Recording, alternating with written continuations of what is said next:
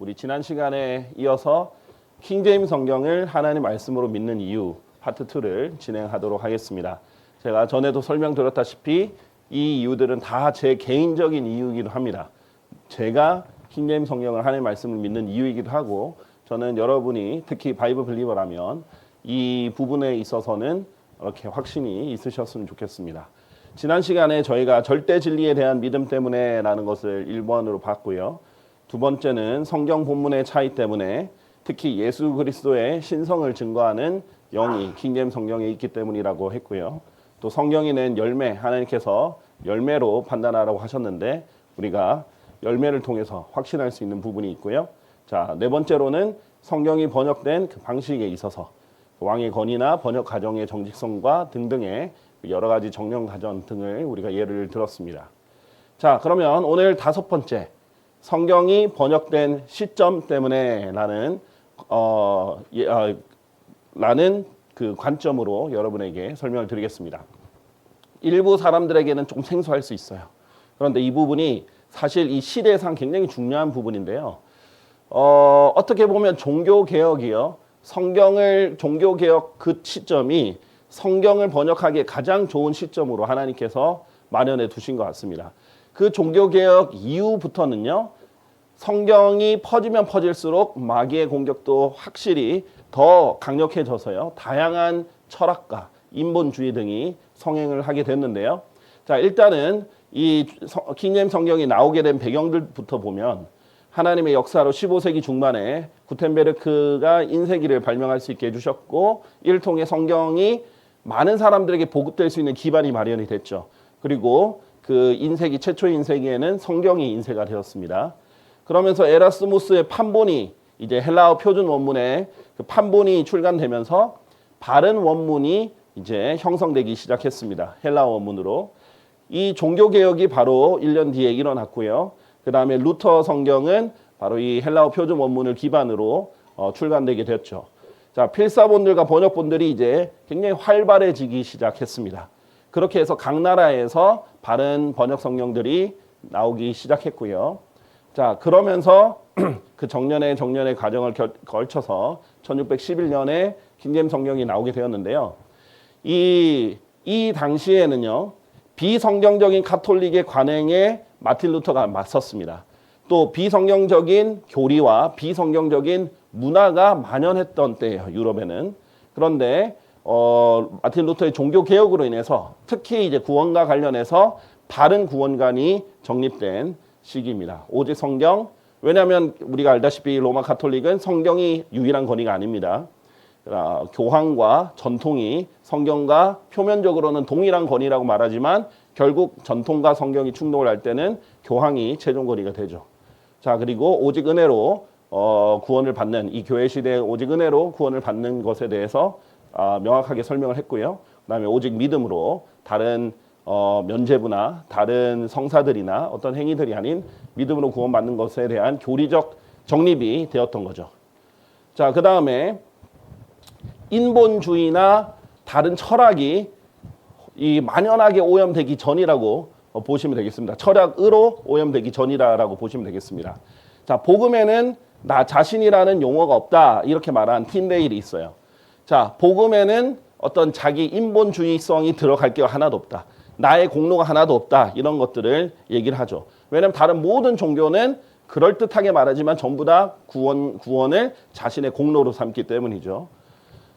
자, 그래서 시편 119편 11절을 보면, 제가 당신의 말씀을 제 마음속에 간직하였사오니 제가 당신을 대적하여 죄를 짓지 아니하려 함이니이다. 그래서 하나님의 말씀이 널리 퍼질 수 있는 시기였고, 하나님의 말씀으로 잘못된 관념이 바로잡히던 시대였습니다. 자, 그리고 우리가 잘 알다시피 이 7번 정화된 이 과정을 통해서 영어 성경들이 더욱더 정교해졌던 시기고요. 자, 그 이후에 킹제임스 성경이 출간되고 나서 성경이 퍼진과 동시에 세상에서는 많은 일들이 일어났어요. 1789년에는 프랑스 혁명이 일어나서 루이 16세를 이제 단두대 왕을 처형한 거죠, 쉽게 보면. 근데 세상에서 이것을, 이 프랑스 혁명 굉장히 좋게 미화하고 포장합니다. 물론 루이 16세가 잘했다는 건 절대 아니에요.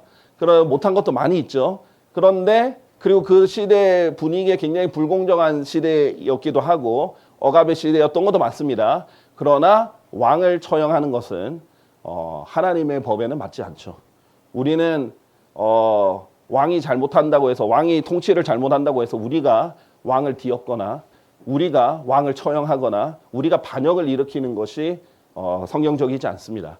우리는 일단 그 권세에 복종을 하고 만약에 하나님의 권위와 충돌한다 있으면 우리는 하나님의 말씀 따르면 돼요. 그것 때문에 우리가 박해를 받는다, 핍박을 받는다, 그것 때문에 감옥에 간다, 그럼 우리가 감옥에 갇혀야죠. 우리가 순교해야죠. 우리가 왕을 죽이는 것이 아니라. 그런데 지금은 어떤 영이 이 정치가 교회에 들어가면서 어떤 영이 들어갔냐면 데모의 영이 들어가는 거예요. 정부에 막 반역하고 반항하는데 원래는 그게 약간 좌파들의 전유물이었거든요. 진보의 성향의 이 전유물이었는데 요즘은 이게 뭔가 정치적으로 먹히니까 이 보수주의자들도 자꾸 데모하고 이렇게 하면서 국가에 대항을 하는 것이 마치 성경적인 양, 그걸 동참하라고 얘기하는 것이 성경적인 양이 됐는데 사실 그런 것이 아니죠. 그러면서 무신론이 확산이 됩니다. 이제 권위도 뒤엎이죠. 왜냐하면 왕권 신수설이라고 들어보셨죠? 그러니까 성경적으로 보면 왕권은 하나님이 주시는 거죠. 그게 성경적이긴 해요. 근데 왕들이 하도 못하니까 하나님의 이름을 욕되게 한 거죠. 그러니까 반역으로 뒤집어 엎었잖아요. 그럼 무엇을 부정해야 되냐면 성경을 부정해야 됩니다. 자, 그리고 한 1600년도 중반, 17세기 중반쯤에 보면 인본주의가 이제 더 만연하게 되는데 그때 계몽주의가 이때부터 해서 꼽히기 시작합니다. 그리고 독일의 합리주의가 들어가면서 이성을 신으로 이제 종교를 대체하기 시작합니다. 종교를 매우 비합리적인 것으로 여기고 이성적이고 합리적인 것이 훨씬 더 우월한 것으로 여기면서 신을 매우 격화시킵니다. 그리고 영국의 이신론은 신은 존재하지만 아무것도 하지 않는다라는 게 이신론이고요. 성경이랑 완전 다르죠. 또 성서 비평, 사실 독일이 원조이긴 한데 본문 비평, 이런 성서 비평, 본문 비평, 성경을 비평하는 학문이 발전한 거예요. 그러니까 그전에는 감히 상상할 수 없었죠. 로마 가톨릭이 자기들끼리 몰래 하고 사람들은 모르게 했지 대놓고 성경을 이렇게 비평하지는 않았거든요. 근데 이 사람들은 이제 대놓고 하는 거예요. 대학들에서. 그리고 진화론이 이제 물들기 시작했습니다. 이런 영향 속에 일반 사람들의 이 인식이 매우 오염됐어요. 매우 오염됐고 이 뒤에도 우리가 얘기하자면 끝이 없죠. 결국은 뭐 남녀 평등 이런 것들, 인권, 동성애 뭐 이런 것까지 더하다 보면 더 끝도 없이 더 오염돼 있죠. 자, 그래서 우리가 성경을 보면은 하나님의 말씀과 사람들의 그 의견이 충돌이 되면 당연히 하나님 우선순위여야 됩니다. 그래서 성경에서 보면 내가 사람들을 기쁘게 하려고 애쓰는 것이냐, 이는 내가 아직도 사람들을 기쁘게 한다면 나는 그리스도의 종이 불러서는 안 되기 때문이라. 무엇과 상충된다면요? 하나님의 말씀과 상충된다면. 자, 그래서 마태복음 16장 22절에서 23절에 보면 베드로가 예수님이 자기가 죽으실 것을 얘기를 하니까 예수님을 붙잡고서 예수님을 꾸짖기 시작하죠. 말 그대로 rebuke, 강하게 꾸짖었습니다. 그런 말 절대 하지 마십시오. 이러면서 주여 그것이 당신께 결코 일어나지 않기를 바라나이다. 일이 당신께 일어나서는 아니 되나이다. 가르치죠. 말도 안 되는 소리 하지 마십시오. 절대 일어나서는 안 되고 결코 일어나지 않기를 바랍니다. 이렇게 했죠. 그랬더니 예수님께서 돌이키셔서 베드로에게 이렇게 말씀하십니다. 사탄아, 너는 내 뒤로 물러가라. 좀 충격적인 말이죠. 왜냐하면 우리가 인간적으로 이해하잖아요. 베드로가 얼마나 예수님을 사랑했으면 그런 말을 하겠어요. 우리도 보통 사랑하는 가족이 있으면 만류하고 그러잖아요. 자, 그런데 예수님은 사탄이라고 했어요. 그러면서 뭐라고 하냐면 너는 나에게 실족거리가 되는도다. 이는 내가 인간의 감정, 인간적인 생각을 가지고 하나님의 일을 수행하려는 사람을 막으면 오히려 실족거리가 되게 될 수 있죠. 내가 하나님께 속한 것들을 선호하지 아니하고 오히려 사람들에게 속한 것들을 선호하기 때문이라 했어요. 하나님께 속한 것들은 사실 인간의 생각과 완전히 다를 때가 많아요. 그런데 인간적인 생각으로 하나님께 속한 것들을 뒤집으려 하거나 오히려 더 선호하지 않거나 등등 뒤집게 되면 원래 신본주의 사상이었던 그래도 하나님 중심의 그 시대였던 유럽이 인본주의로 뒤집히면서 만물의 척도가 인간이 되고 모든 것의 기준이 인간이 되고 그 다음에 인간 중심으로 모든 것을 해석하고 하나님을 비평하고 신학을 무시하고 종교를 격화시키는 그런 시대가 뒤집혀버린 시대가 돼버린 거예요. 지금 우리는 너무나 만연하게 우리나라에서도 많이 그렇게 하죠. 신을 비웃고 종교를 비웃고 증오하는 것을 아주 당당하게 하는 그 시대를 살고 있습니다. 이런 사람들이 성경을 번역한다면 어떤 성경이 나오겠습니까? 그렇겠죠? 왜냐하면 결국 그 사람의 그 시대와 정서와 그 영과 이런 것들이 다 중요하거든요. 자, 그래서 이제 그림으로 보면 프랑스 혁명이 이제 루이 16세 처형이 18세기 1700년 중반에 일어났죠. 그리고 종교는 무지의 소산이니 이성을 숭배하라. 이쪽으로 나갑니다. 무신론이 굉장히 증가하고 이성 숭배가 증가하게 됐습니다. 그리고 이제 스피노자 같은 철학자들이 나오는데 이제 들레즈는 스피노자를 철학자들의 그리스도다 이렇게 평가를 하거든요. 아인슈타인은 이렇게 말합니다. 나는 스피노자의 신을 믿는다. 왜냐하면 스피노자는 이성을 더 중요하게 생각했거든요. 스피노자의 신은 세계의 법칙적인 조화 속에 자신을 드러내며 인류의 운명이나 행위에 대해서는 관심이 없다. 전혀 그런 거에 관심 없고 그냥 법칙만 관장하는 그런 사람으로 이제 스피노자가 제시를 한 거죠. 그러니까 이제 사람들이 점점 성경의 하나님에 관심 없어요. 처음부터 하나님의 존재를 부정하기는 힘들잖아요. 그러니까 자꾸 다른 하나님, 성경을 부정하는 다른 하나님. 그러다가 결국은 진화론까지 하나님을 부정하는 데까지, 창조를 부정하는 데까지 이어지는 거죠. 자, 그래서 창세기를 전면 부정한 찰스 다윈이 진화론에 나왔죠. 찰스 다윈은 심지어 신학자였습니다. 그렇죠? 그런데 찰스 다윈 자체는 신 자체를 부정한 건 아니에요. 근데 성경을 부정한 거죠. 그런데 이것을 받아들이니까 어떻게 돼요? 결국 진화론을 따는 사람은 대부분 하나님을 부정하게 되어 있습니다. 현재 살고 있는 모든 생물은 간단한 생명체로부터 자연 선택의 과정을 거쳐 진화한 것이다. 하나님이 그렇게 만든 게 아니라 알아서 된 거잖아요. 이런 것들이 나온 거죠. 또 이제 점점 가격해지죠. 이제 니체는 워낙 가격해서 망치로 막 부서뜨리는 그런 것들을 좋아해서 기존 개념을 깨부수는 걸 좋아하기 때문에 망치 철학자라고도 불렸는데 이 니체가 신은 죽었다. 이렇게까지 얘기를 하죠. 근데 이걸 사람들이 멋있다. 이렇게 생각하는 거예요. 예전에는 상상도 할 수 없는 발언입니다. 그렇죠? 불과 몇백 년 전만 해도 이런 말은 감히 할 수 없었던 시대였는데 최근에 들어서 아주 대놓고 우리나라도 하나님을 굉장히 비웃고 또 개신교를 개독교라고도 하고 그러면서 하나님을 굉장히 욕하고 예수님을 욕하죠. 자, 이런 등등등등등을 통해서 이 영향을 받은 이 시대에 쏟아진 현대 성경들이 어떤 철학이 반영이 됐어요? 아까 말씀드렸죠? 이 사람들은 절대 진리가 없어요.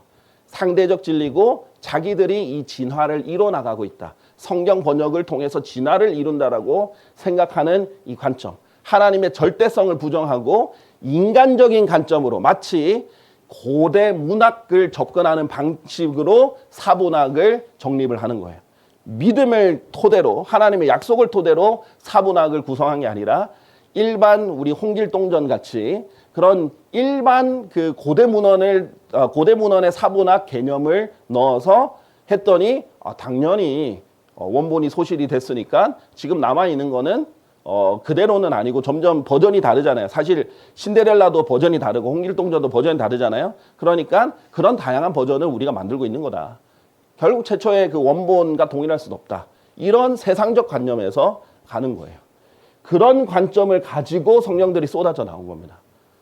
당연히 그런 관념 없이 하나의 성경으로 영국 교회들, 영국 그리스도인들이 믿었던, 영어를 모국어로 썼던 사람들이 믿었던 킹제임스 성경, 당연히 모든 사람들이 자기가 손에 들고 있는 성경이 당연히 하나님 영감으로 주어진 성경으로 믿었고 하나님의 말씀으로 믿고 설교하고 말씀을 들었던 그 시대와 자기가 번역해놓고도 믿지 않는 수백 개 성경이 쏟아져 나오고 있는 이게 완벽하다고 절대 생각하지 않는 그런 시대의 성경들과 당연히 차이가 있죠.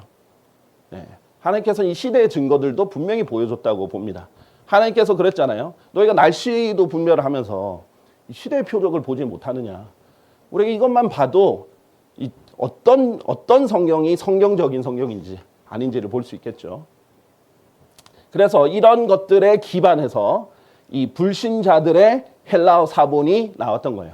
그 전에 이미 웨스코트 홀트 전에 이미 이제 에라스무스를 처음으로 시작해서 표준 원문이 나와 있는데도 불구하고 그걸 전면 부정하고 이 사람들은 예수 그리스도의 신성도 부인하고 사회주의 유토피아 건설을 하려고 했던 사람들이고 성경의 무엇성도 부인하고 믿음으로 인한 중생도 부인하고 친카톨릭적인 사람인데 이 사람들이 만든 웨스코트 홀트의 그 헬라어 원문, 헬라어 본문을 가지고 기반으로 지금은 네슬랄란드 그다음에 UBS 연합성서공회 세계 연합성서공회의 헬라어 원문들이 쏟아져 나온 거죠.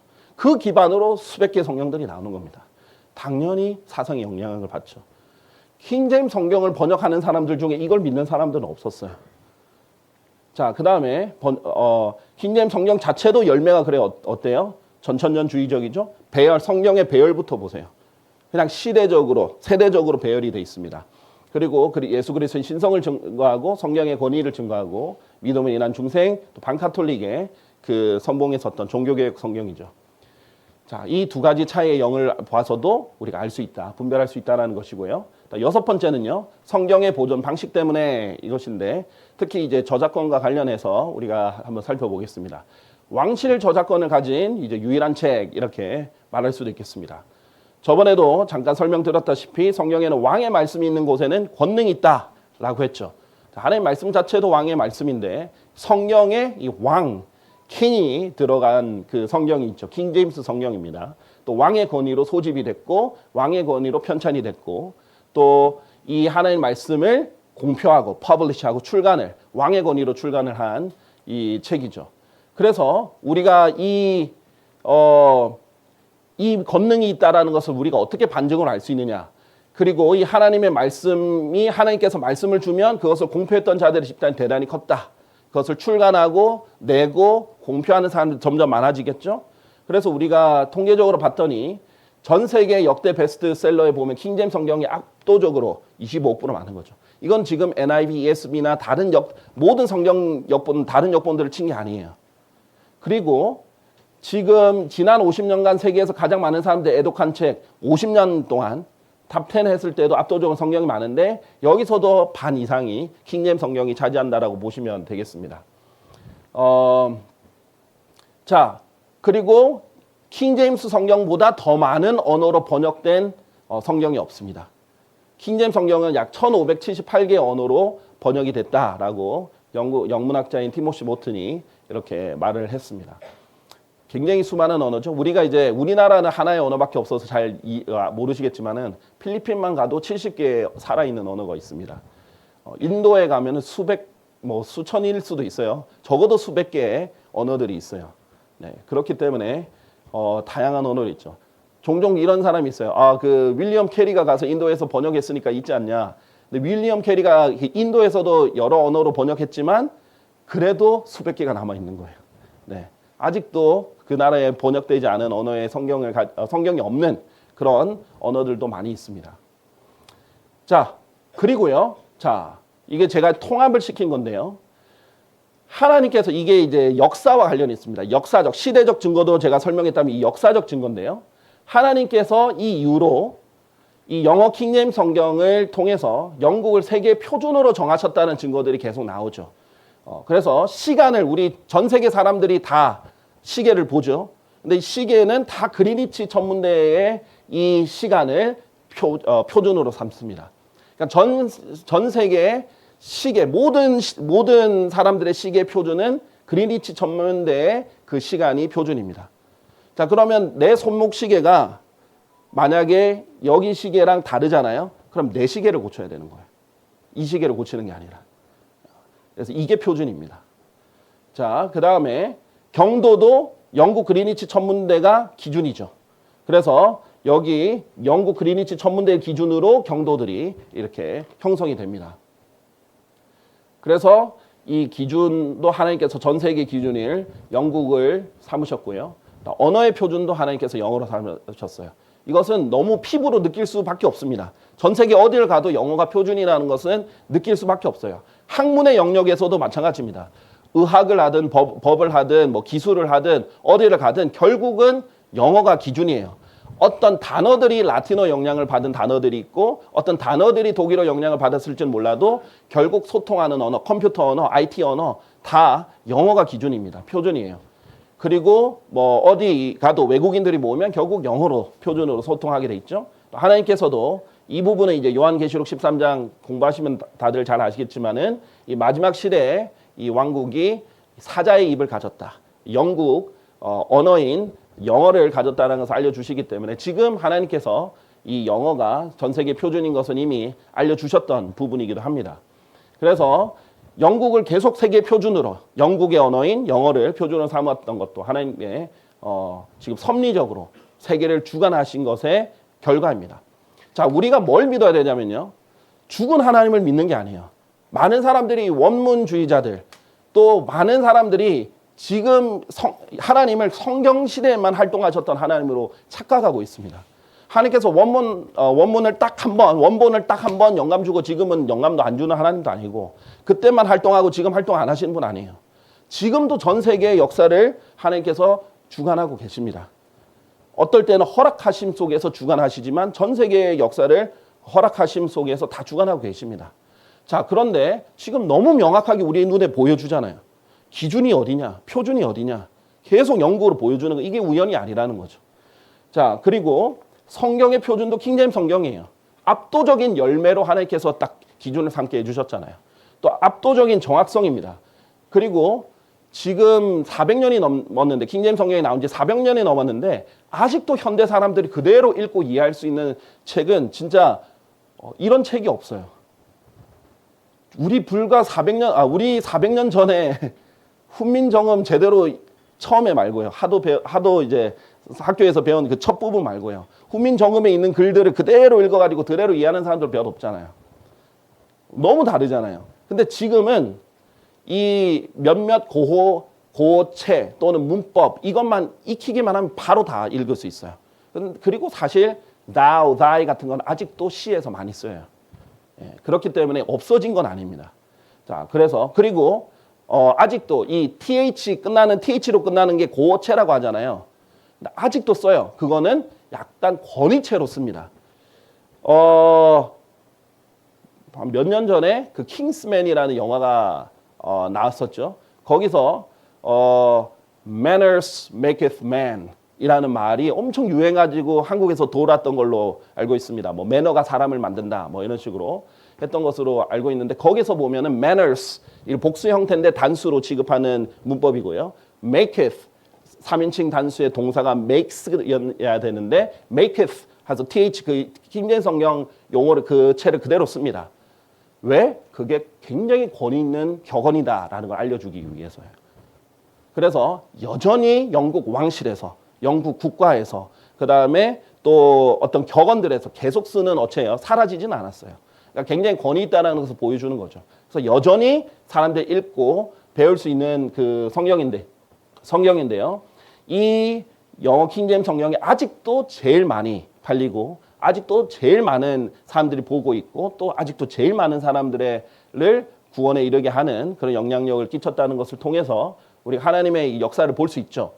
또 우리가 알 수 있는 것은요. 제가 이제 도량형 설명할 때 했는데 유대인들의 도량형은 하나님께서 그대로 나중에 예수님이 오시면 성전 건축하실 때 그대로 큐빗 단위로 지으실 거고 그대로 성전 회복되면 셰켈을 쓸 거고 하기 때문에 그 유대인 단위는 그대로 유지했어요. 그런데 이방인 도량형, 예를 들면 바빌론의 도량형, 페르시아의 도량형, 로마의 도량형, 그리스의 도량형 이것들은 하나님께서 이방인의 대표인 영국 도량으로 통일시켰어요. 영국이 이것을 계승을 하고 통일을 시켜서 도량을 했는데 이것을 지금도 대영 제국 단위계 해서 imperial unit이라고 해서 아직도 씁니다. 아직도 쓰고 살아있는 도량형이에요. 차이는 뭐냐면 이 도량형들은 다 죽었어요. 아무도 정확하게 얼마나 되는지 모릅니다. 다 추측밖에 몰라요. 근데 지금도 살아있고 지금도 써요. 지금도 영국에서 쓰죠. 그 다음에 트라팔가 광장 내에 있는 피트와 야드 규격 정의 그리고 미국도 아직 피트나 야드 같은 거 쓰죠. 그래서 이 트라팔가 광장뿐만 아니라 그리니치 천문대에도 있어요. 여기에 보면은 이 정확하게 1피트는 이거다라고 있어요. 그러면 모든 사람들의 자가 달라질 수 있어도 전 세계는 여기에 있는 피트를 표준으로 삼아야 되는 겁니다. 그리고 이제 예를 들면 그곳은 예루살렘에서 60펄롱쯤 떨어진 곳이었더라. 자, 펄롱 어떤 사람들 잘 몰라요. 펄롱을 잘 안 써봐서. 근데 제가 조사해봤더니 아직도 쓰는 단위더라고요.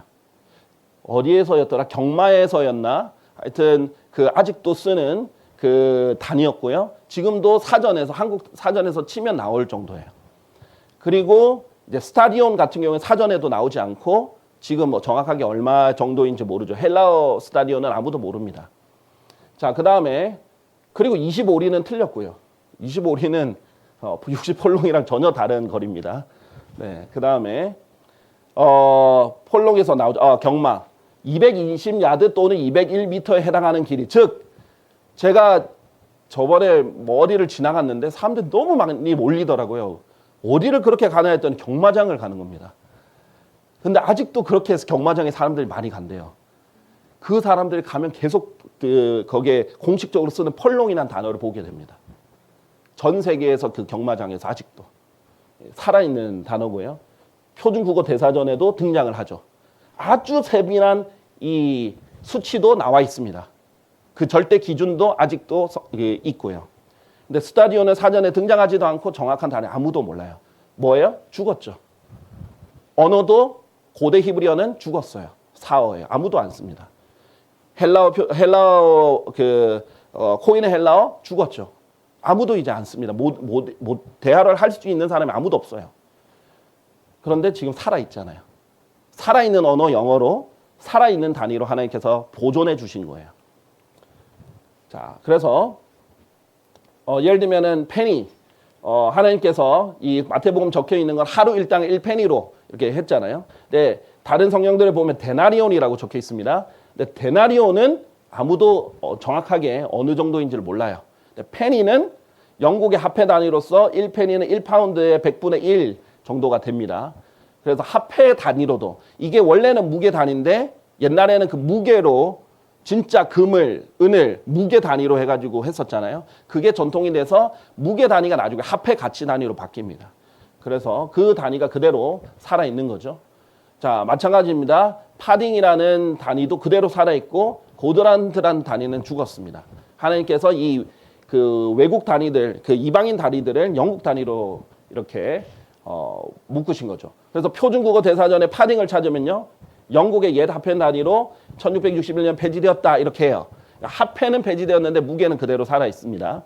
자, 그래도 이 파딩이 얼마의 가치가 있는지는 그대로 남아 있죠. 왜냐하면 파운드가 남아 있으니까. 파운드가 남아 있고 페니가 있으니까 그대로 이어져서 할 수 있는 거죠. 자, 그리고 아사리오 같은 경우는 없습니다. 지금 아무도 정확한 단위를 모르고 나오지도 않아요. 자, 예를 들면 1마일, 마일은 여러분 좀 더 친숙하죠. 킬로미터 우리는 쓰지만은 미국이나 영국 임페리얼 단위를 쓰는 또 몇몇 나라들이 있습니다. 그러면은 거기서는 마일을 쓰거든요. 그런데 미리오는 아무도 몰라요. 근데 사실 이 미리오를 계승한 게 마일입니다. 오리는 1마일과 좀 다르죠. 정확한 측정이 아닙니다. 자, 그래서 이게 로마식 측정법이거든요. 근데 하나님께서 로마 단위를 죽였어요. 무슨 말이냐면 역사를 주관하시잖아요. 로마 단위가 이게 중요했다면 그대로 살리셨겠죠. 지금도 살아있는 단위겠죠. 그런데 죽은 단위가 됐어요. 아무도 정확한 걸 모릅니다. 그런데 이게 계승을 한 게 1마일입니다. 그래서 지금 정확하게 킹제임스 성경 1마일로 남아있는 거죠. 드램도 마찬가지입니다. 다른 성경에서는 무슨 다릭, 이거 히브리어를 따라서 다릭이라고 했는데 이거는 이방인 단위거든요. 드램. 이게 페르시아의 단위거든요. 근데 이것을 계승을 정확하게 해서 표기를 한 거예요. 그래서 영국에도 야드 파운드법에 드램이 들어가 있는 겁니다. 그래서 그대로 보존이 되어 있어요. 자, 그래서 잠언 11장 1절에 보면 거짓된 저울은 주께 가증함이라 했죠. 여러분 어떤 사람은 그렇게 생각할 수 있어요. 뭐 성경 좀 교훈을 정확하게 알면 되지. 뭐 그게 1.6kg인지 아니면 1.62kg인지 뭐 1.5kg인지 그 정도는 뭐가 뭐 차이 숫자 좀 달라도 괜찮지 않나? 라고 생각하시는 분들은 아마 문과실 거예요. 그런데 이과 주신 분들은 그렇게 생각 안 하실 겁니다. 네, 하나님은 제가 봤을 때 이과도 문과도 다 있으신 분이에요. 네. 자, 보시면 하나님은 이 거짓된 저울을 굉장히 가증하게 여기십니다. 공정하지 않은 것을 굉장히 싫어하십니다. 무게에 재는 것을 굉장히 민감해 하셔서 그걸로 벌을 내리신다. 그러니까 예를 들면은 상인들이 1kg, 사과 1kg 주세요 했는데 저울을 좀 조작해놔 가지고 한 900g 주고 1kg 되게 만들어서 100g 정도 차익을 남겨 먹는 거. 그럼 하나님께서 굉장히 가증하게 여기신다는 거예요. 정확한 것을 좋아하십니다. 근데 영국 도량형, 우리 킹제임스 성경에 있는 도량은 다 정확합니다. 세계 어딜 가도 정확한 수치를 또 전 세계의 기준이 항상 또렷하게 찾을 수 있습니다. 그렇게 보존하셨어요. 그런데 미리오는 어디 갔어요? 다릭은 어디로 갔습니까? 스타디온 어디로 갔어요? 다 사라졌어요. 보존이 안 됐어요. 그렇죠? 그러면 우리는 하나님의 역사가 어디 있는지를 알면 되는 거예요. 그래서 우리가 킹제임스 성경을 번역한다라고 했을 때는 그런 것까지 다 존중해서 그대로 번역하면 되는 거예요. 내가 뭔데 이거는 미리어로 바꾸고 어떤 것은 이제 그 성경에 보면은 이 요한복음 2장의 그 통의 단위를 통 단위가 뭐였죠? 그 헬라어로는 메타르타를 했었고 영어로는 제가 지금 순간 기억이 안 나요. 요한복음 2장에 하나님께서 물을 포도즙으로 바꾸셨잖아요. 퍼킨이라고 하잖아요. 근데 그게 그대로 지금 쓰는 겁니다. 보통 물이나 액체들, 술이나 이런 것들을 담을 때 퍼킨이라는 단어를 그대로 써요. 그래서 한국어로 이제 퍼킨이 되는 거죠. 근데 이 퍼킨이라는 단어를 그건 단위예요. 그러면 사과 1kg 주세요 하면은 정확한 그 단위잖아요. 근데 그걸 내가 누구라고 사과 한 통 주세요. 통으로 바꾸면 안 되잖아요. 이건 단위였는데. 그런 식으로 바꾸면 안 된다는 거죠. 그거는 번역자가 하나님이 돼버리는 거예요. 킹제임스 성경을 그대로 번역한다 했으면 그대로 해야 되는 거죠. 근데 거기에 하나님 의도가 있는 겁니다. 살아있는 단위예요. 이렇게 하나님께서 역사에 보존해서 남겨주셨고 어디가 표준인지를 알려주셨습니다. 전 세계 사람들에게. 자, 마지막 7번째로는 성경의 정확성이 입증되었기 때문에입니다. 자, 여러분 모든 것을 입증하고 나서 믿어야지 그냥 아무거나 다 믿으면 안 되겠죠. 그래서 하나님께서 요한일서에도 모든 영을 다 믿지 말고 다 시험해보고 다 입증해보라고 하셨어요. 그런 다음에 정확한 것을 믿어야 되겠죠. 바이블 빌리버들의 좀 특징입니다. 아무거나 믿지 않고 정확한가를 따지잖아요. 그래야 되니까 우리는 진리를 믿어야 되니까. 그런데 보세요. 현대 본문 비평학자들, 이 본문 비평 쉽게 말하면 성경의 본문을 비평하는 사람들이에요. 그러니까 성경이 틀렸다고 생각하는 현대학자들이에요. 이 사람들이 신학자들입니다.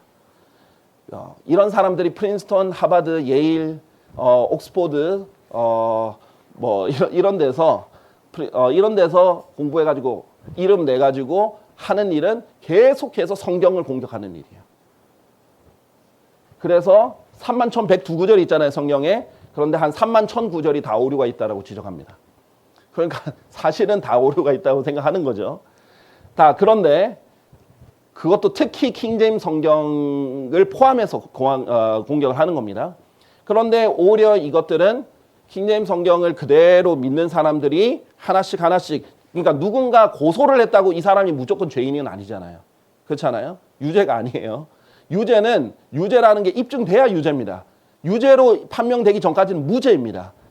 이게 무죄 추정의 원칙이잖아요. 모든 정상 국가들의 법에서는 이렇게 합니다. 자, 그래서 유죄가 되지 않았는데 유죄를 할 수 없잖아요. 누가 고소했다고 유죄가 되는 건 아니에요. 고소를 이렇게 많이 했는데 400년이 넘게 킹제임스 성경을 믿는 사람들이 봤더니 아니요, 그 고소 내용이 틀린 거예요. 하나 입증하고 반증을 했더니 다 오히려 이것이 놀라운 계시들임이 입증이 되는 거예요. 성경으로 정확하게 다 대답이 되는 겁니다. 그래서 400년이 넘게 31,000구절 이상을 계속 공격했는데 단 하나도 유죄가 입증되지 않은 책이 킹제임스 성경입니다. 여러분 31,000번 고소당해서 한 번도 패소 안 할 자신 있으십니까? 이 킹제임스 성경이 그렇다는 거예요. 여러분 털어서 먼지 안 나올 사람 없죠? 만약 이제 하다못해 무단횡단한 것까지도 모든 CCTV를 다 탈탈 털어서 그렇죠? 여러분의 모든 것을 털어서 고소 3만 1,000번을 고소한다면 유죄가 하나도 안 나올 사람이 누가 있겠습니까? 그렇죠? 킹제임스 성경이 400년이 넘게 그렇게 공격을 받았음에도 한 번도 유죄가 입증되지 않은 성경이에요. 그런데 반대로 현대 성경들은 나온 지 얼마 안 됐는데 계속 오류가 입증이 됩니다. 그런 것들을 잠깐 보여드릴게요.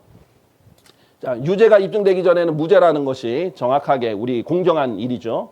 그래서 킹제임스 성경은 400년도 넘게 전에 기록됐는데도 불구하고 늘 시대를 앞서갔다는 것이 입증이 됩니다. 그런데 오히려 늘 이런 현대 성경들의 오류들이 입증이 돼요. 자, 예를 들면 이사야서 45장 2절에는요. 바빌론 그 제국이 신바빌로니아 제국이라고 하는 현대에서 세상에서는 신바빌론 제국이 그 바빌론 성문을 만들 때 놋대문들을 만들 것이다라고 예언을 하시고 그것을 하나님께서 산산조각 부수실 것이다라고 예언을 해요. 근데 이 예언이 얼마나 대단한 거냐면 아직 바빌론 제국이 세워지지도 않았어요. 아직 아시리아 제국이에요. 그런데 멸망을 이미 예고를 하십니다. 그런데 멸망해서 놋대문들을 산산조각 낼 거라는 걸 하는데 학자들은 참 대단한 사람들이에요. 하나 그냥 보통 우리는 묵상하면서 이거를 그래 하나님 미래하시네 이러고 넘어갈 걸 놋대문들? 그 당시에 놋이 있었다고? 정말인가? 의심하고 성경을 믿는 사람은 입증하려고 할 테고 성경을 안 믿는 사람은 어떻게든 이건 성경의 오류라는 걸 찾아내려고 할 거예요. 왜 그런 줄 아십니까? 그 사람들이 그렇게 해서 논문 하나 발표하면 먹고 사는 거예요. 수많은 학교들이 성경으로 먹고 삽니다. 수많은 사람들이. 그런데 그 사람 중에는 성경을 비평해서 먹고 사는 사람들이 압도적으로 많습니다. 뭔가 대단한 것처럼 발표하는 거예요. 자, 그래서 뭐라고 주장하면 바빌론 도시가 네부카드네자르에 의하여 건설되기도 전에 예언되었고 고로 이때는 놋대문들이 없었다라고 주장하려는 거예요. 그리고 막 이렇게 주장합니다. 당시 놋이 원래 엄청 희귀한 금속인데다가 만들기도 어렵거든요. 그래서 이 기술은 BC 500년경에야 생산되었는데 바빌론 제국은 그거보다 200~300년 전이기 때문에 말이 되지 않는다라고 말하고 싶은 거예요. 그래서 국제표준 성경백과 좋은 것 같잖아요. 성경백과니까. 그런데 그게 아니라 뭐라고 이거는 이제 자유주의자들이 만든 거예요. 그래서 킹제임스 성경에서 놋으로 번역된 단어는 더 정확히 말하자면 청동을 의미한다. 자, 고상하게 말했지만 결국 하고 싶은 말은 킹제임스 성경 틀렸고 내가 더 낫다. 이렇게 말하는 거예요. 자, 그런데 이렇게 쓴 사람이 제임스 오런한 사람이 주 저자인데요. 유신론적 진화론자입니다. 그러니까 이제 성경 창세기를 믿지 않는 사람인 거죠. 자, 그래서 보면요. 놋과 일단 청동의 차이를 보면 놋은 구리와 아연의 합금이고 금색을 띱니다. 그러니까 겉으로 봤을 때 거의 금처럼 보여요. 그럼 놋대문들을 했다 그러면 얼마나 찬란합니까? 밖에서 봤을 때 금으로 도금이 된 것처럼 바짝바짝바짝거리는 거예요. 근데 이제 청동은 이색이에요. 여러분들이 많이 본 게 이런 동메달 할 때 이런 청동을 많이 보셨을 거예요. 구리와 주석의 합금이에요. 근데 광택이 이 놋처럼 있지 않고요. 그 다음에 이 젓갈색을 띱니다. 완전히 다르죠? 구리가 기본 요소인 건 맞지만 아연의 합금이냐 아니면 주석의 합금이냐 이 차이죠. 근데 이 기술이 어렵다는 겁니다. 놋이 훨씬 더 가치가 높습니다. 한참 가치가 높을 때는 거의 금값입니다. 예전에 고대를 말하는 거예요. 자, 그래서 킹제임스 성경은 Gates of Brass, 놋대문들이라고 했고요. 뉴 킹제임스 성경은 거짓말했죠. 뉴 킹제임스 성경 내면서 뭐라고 했냐. 킹제임스 성경에 우리 본문을 하나도 고치지 않았다. 그냥 우리는 조금 더 쉬운 어로로 썼을 뿐이다. 거짓말했죠. Gates of Bronze라고 바꿨죠. 어떤 걸 기준으로? 학자들의 의견을 기준으로.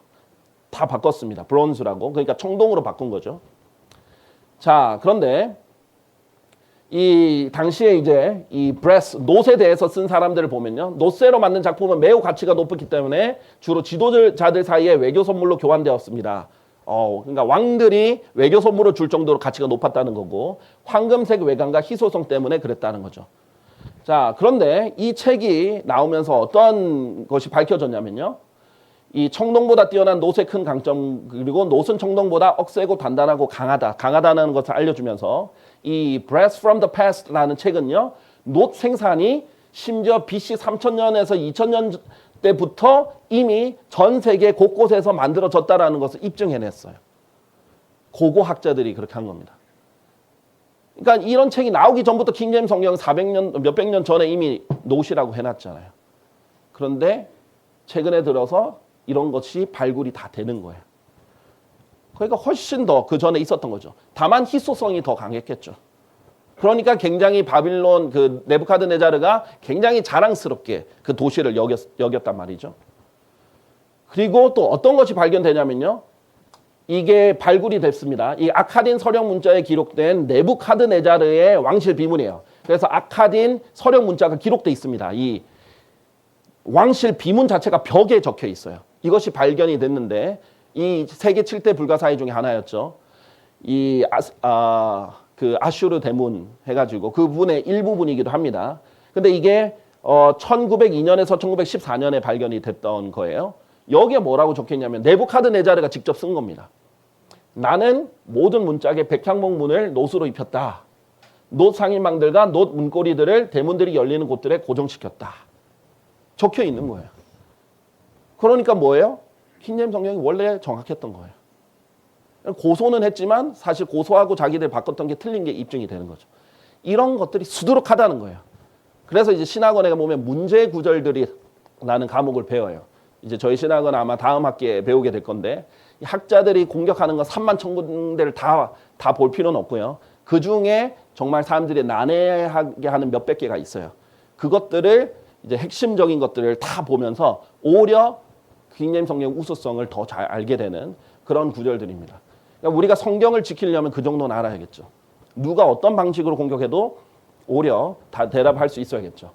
자, 그래서 이런 것들이 이제 넘쳐난다는 거죠. 성경에서는, 킹제임스 성경에서는. 그래서 하나님의 예언은 사사로운 해석에서 나온 것이 전혀 없고 예언의 영이고 성령님에 의하여 감동을 받은 대로 했기 때문에 바빌론이 세워지기도 전에 그 말을 쓴 거예요. 이사야가. 그리고 그대로 번역을 킹제임스 성경이 잘 한 거죠. 자, 그래서 우리가 킹제임스 성경, 결론적으로 제가 이걸 강조하고 설명을 드리려고 합니다. 킹제임스 성경을 보는 관점에 따라서 어떤 세 가지 관점으로 볼 수 있겠습니다.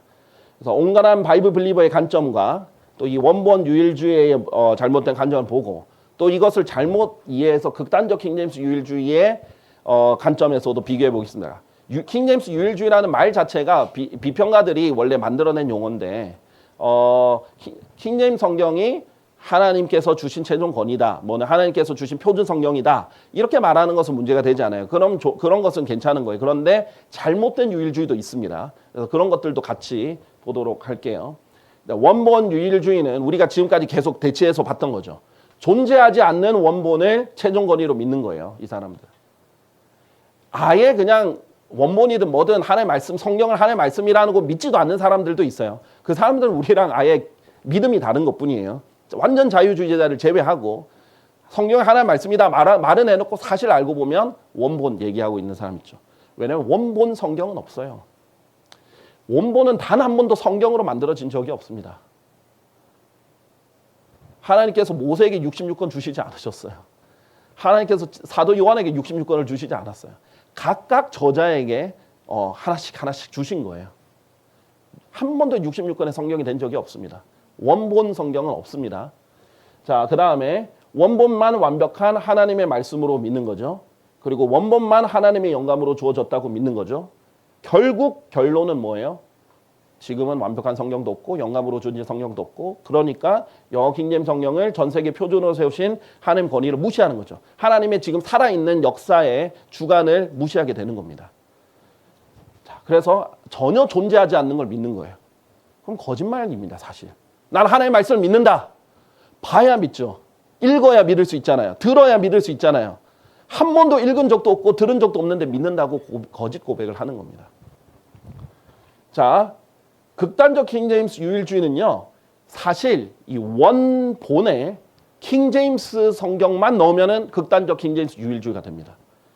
참 이게 잘못됐는데 이 개념을 잘못 받아들여서 킹제임스 성경을 원본으로 대체한 사람들이 있어요. 자, 예를 들면 영어 킹제임스 성경만 성경이다.